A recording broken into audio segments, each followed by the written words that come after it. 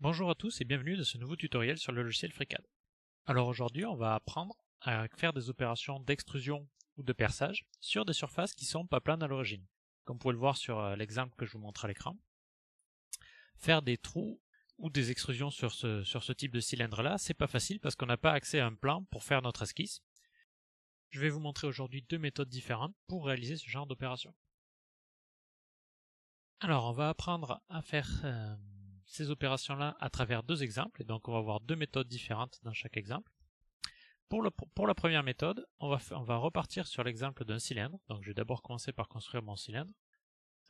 C'est assez facile, donc deux cercles et une extrusion à partir de ces deux cercles.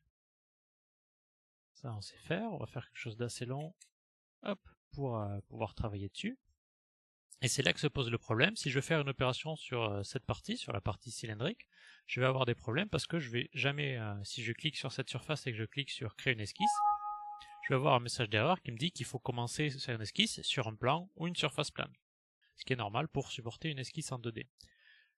Là, je peux pas, alors ce que je vais faire, c'est que je vais créer artificiellement en fait le plan dont j'ai besoin. Pour ce faire, je vais prendre une des extrémités de mon cylindre, par exemple celle-là, et je vais venir créer une esquisse à cet endroit-là qui va me permettre de créer artificiellement les plans dont j'aurai besoin pour faire mes perçages et mes extrusions. Vous allez vite comprendre en quoi ça consiste. Donc je crée mon esquisse à l'extrémité de mon cylindre et là je vais tout simplement créer les plans dont j'aurai besoin. Donc je vais faire par exemple un rectangle, un carré plutôt. Ce carré je vais le rendre tangent aux surfaces de mon cylindre, donc à chaque fois je vais d'abord, vous vous souvenez, on avait appris à utiliser les surfaces qui dataient de précédentes opérations avec ce bouton ici, créer une arête liée à une géométrie externe. Donc je vais choisir le cercle extérieur de mon cylindre et je vais créer mon carré en le faisant à chaque fois tangent avec le bouton de tangence ici. Hop, mon carré il sera pour tous les côtés tangent au cylindre extérieur. Hop, normalement quand je fais la dernière tangence, il devrait être pleinement contraint et donc devenir vert clair. Et une fois que c'est fait, je vais venir, toujours dans l'idée de créer artificiellement les plans dont j'aurai besoin, je vais faire une légère extrusion à partir de cette esquisse. Donc une extrusion, ça va faire un petit pavé de 10 mm de longueur. Très bien. Hop. Là maintenant je vois que j'ai mes plans pour pouvoir venir faire mes trous, mes opérations sur cette surface là du cylindre. Alors on va réaliser ça, je vais choisir ce plan ici, et je vais pouvoir venir faire une esquisse dessus. Et sur cette esquisse, je vais pouvoir venir placer mes cercles assez facilement. Mes cercles qui vont me servir de base pour mes perçages, ou autres, ou mes bases pour mes extrusions à venir, etc. Donc je vais dans un premier temps faire, on va dire par exemple,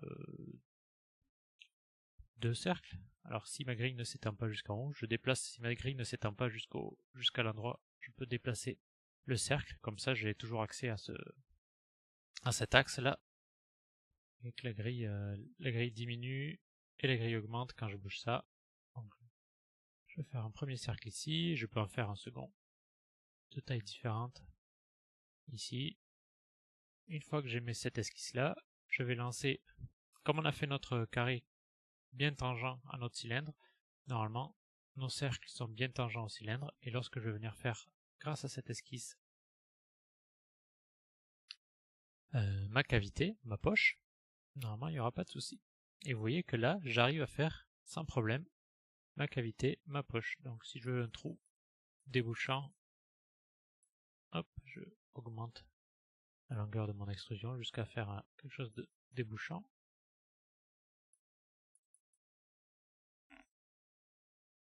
Voilà, là on est pleinement débouchant. Et on a nos deux perçages qui sont le long de l'esquisse. Alors le problème c'est que moi, ce carré à l'origine il faisait pas partie de la pièce que je voulais faire. Alors ce qu'on va devoir faire du coup, c'est juste simplement l'effacer avec une autre opération de poche. Une fois que j'ai fait tous les trous que je voulais sur ma partie cylindrique, j'ai juste qu'à le cacher entre guillemets avec une autre opération, une autre poche. Donc je revais à l'extérieur de mon pavé qui m'a servi de support pour mes perçages. Je fais une esquisse. Hop, sur cette esquisse je la prends large, je vais faire une poche assez large qui prend mon pavé de support. Et je fais une poche de 10 mm puisque il me semble que mon pavé faisait 10 mm la première fois où j'ai fait l'extrusion. Et donc je le supprime artificiellement en fait. Donc si on récapitule cette méthode, on va en renommant chacune des étapes. Hop, j'efface la dernière pochette. Je commence, je crée mon cylindre, ça c'est facile. Donc ça, c'était mon cylindre. Ensuite, il y avait donc cette extrusion-là qui servait de support. Donc je vais l'appeler support, cette partie-là. Je vais le renommer en support. Ensuite, il y a mes poches. Hop, il y a mes poches qui sont là. Ça, c'est la partie qu'on voulait faire, c'est normal. Donc c'est mes trous, on peut dire. On peut changer pocket en trou, pourquoi pas. Et ma dernière opération, ça va être d'effacer le support. Donc je vais peut-être... Hop, je vais le renommer en... effacer le support. Pourquoi pas. Donc voilà la première méthode pour réaliser des opérations sur un objet cylindrique. À noter que cette méthode, alors elle est un peu... Les désavantages, c'est qu'il y a deux opérations, support et effacer le support, qui servent entre guillemets à rien, puisque c'est des opérations utilitaires entre guillemets, qui ne servent pas vraiment à créer de la géométrie qu'on veut, qui sont des étapes obligatoires cependant. Par contre, le fait de faire ces étapes intermédiaires nous permet de garder un modèle qui soit totalement paramétrique et qui donc accepte les changements assez facilement. Par exemple, si je reviens dans l'esquisse de mon cylindre et que je change le diamètre de mon cylindre extérieur, normalement, j'ai pas d'erreur et tout se met à jour. Parce que justement, dans mon support, j'ai fait une opération qui suivait. Et là, j'ai mis juste des tangences avec le cylindre extérieur. Donc tout ça, cette opération-là, s'est mise à jour aussi. Et c'est adapté à la variation du cylindre. Donc le point positif de cette opération-là, c'est qu'on peut garder un flux de travail complètement paramétrique et qui prend en compte ce qu'on a fait avant. Donc voilà pour la première méthode. Alors, maintenant pour la deuxième méthode, je vais partir sur un nouveau projet. Hop, je vais faire un fichier nouveau, donc une nouvelle pièce. Et cette nouvelle méthode, ça va être d'utiliser des opérations booléennes.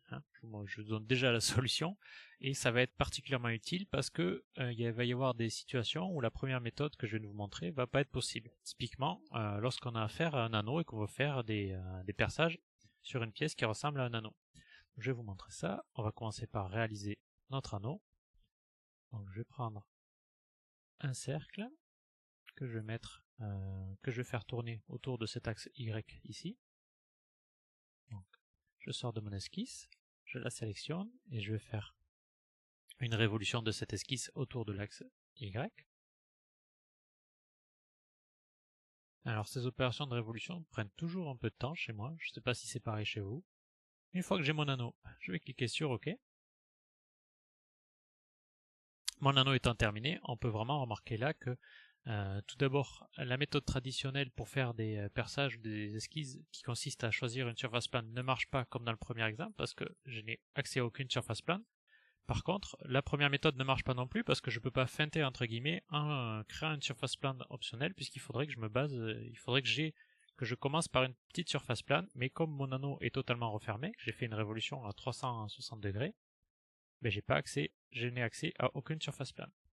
Alors comment faire? Ben en fait on va faire une seconde pièce qu'on va venir utiliser pour réaliser des opérations booléennes avec la première. Je vais vous montrer ça tout de suite. Je vais aller dans le plan, est-ce que le plan XY, oui, sera très bien.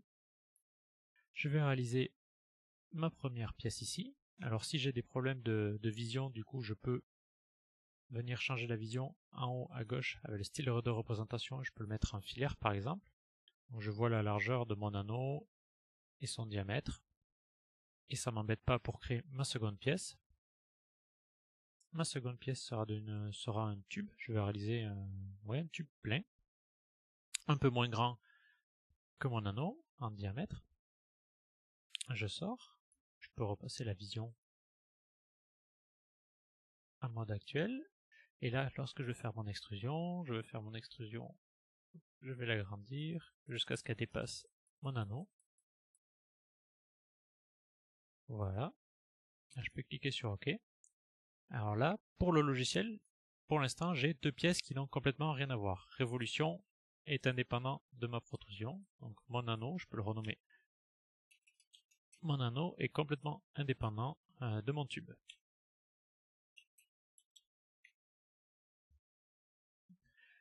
Par contre, du coup, je vais maintenant pouvoir réaliser, si je vais dans l'atelier part, une opération booléenne entre ces deux pièces indépendantes. C'est-à-dire que je vais d'abord sélectionner mon anneau, je vais faire une soustraction, donc je clique sur différence, anneau, moins tube, j'appuie sur appliquer, égale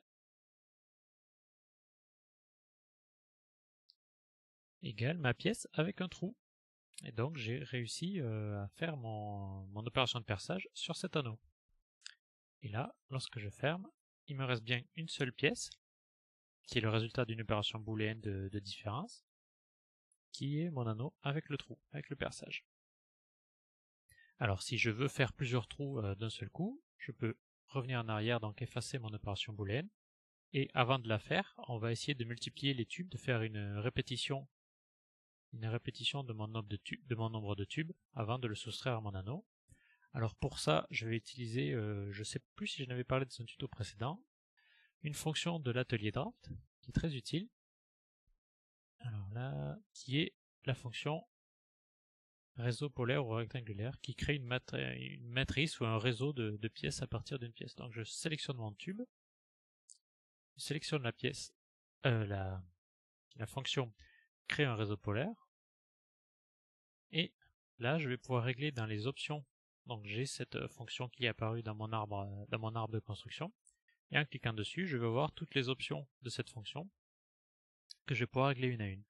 Donc le type de réseau que je veux créer, c'est pas un réseau orthogonal, c'est un réseau polaire, donc je vais venir cliquer sur polaire. L'axe de ces réseaux polaires, ça va être l'axe de révolution de mon anneau, donc l'axe Y. Là j'ai 0, 0, 1, ça va être l'axe Z qui est par défaut, 0 pour X, 0 pour Y, 1 pour Z. Donc je vais devoir le changer en, si je clique sur la petite flèche, en 0 pour Z, et je vais mettre 1 à Y. Ensuite, il faut que je change le nombre de répétitions que je veux. Nombre de polaires, là je n'ai rien qu'une, j'en veux plusieurs. 2, 3, 4, 5, 6, pourquoi pas. Hop. Quand je clique à côté de la fonction, que je sors de cette fonction, elle se met à jour toute seule et apparaît donc mon réseau polaire. Donc là j'ai tous mes tubes, ma répétition autour de l'axe Y de tous mes tubes. Une dernière chose à faire, cette fonction-là fuse, qui veut dire fusionner le résultat de cette opération. Je vais le mettre sur oui, sur vrai. C'est-à-dire que maintenant vont être considérés tous ces tubes comme une seule et même entité.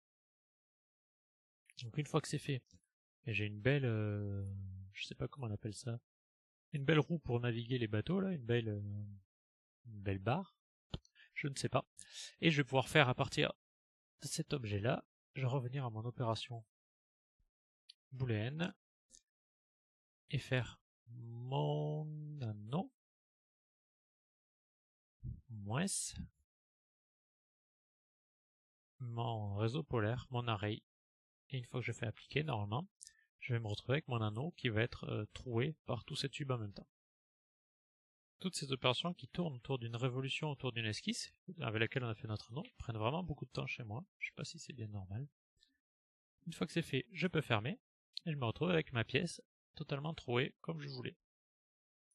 À noter qu'avec cette opération, on peut faire autre chose que des perçages, c'est-à-dire que si je remplace ma différence par une union, donc je clique sur mon array majuscule, mon anneau, et soit je vais là pour avoir le menu de mes opérations booléennes, soit je peux cliquer directement sur le bouton qui correspond à l'union, et je peux directement faire une union de ces deux formes, et j'aurai une seule pièce qui correspondra à cette forme que l'on voit maintenant à l'écran. Voilà pour la présentation de ces deux méthodes, j'espère que ça vous a plu et que ça vous aidera dans vos designs futurs. Alors je crois que dans la version 0.17, on n'a plus trop besoin de ces deux méthodes pour faire ce genre d'opération. Mais bon, la version 0.17 n'est pas encore sortie officiellement, il y a toujours beaucoup de changements qui se passent dessus. Par contre, je pense que c'est pour dans pas très longtemps, donc on en reparlera à coup sûr dans pas très longtemps. Ouh, quel beau choix de couleur. Je vous remercie de m'avoir suivi et je vous dis à très bientôt pour de nouvelles vidéos. Bye bye!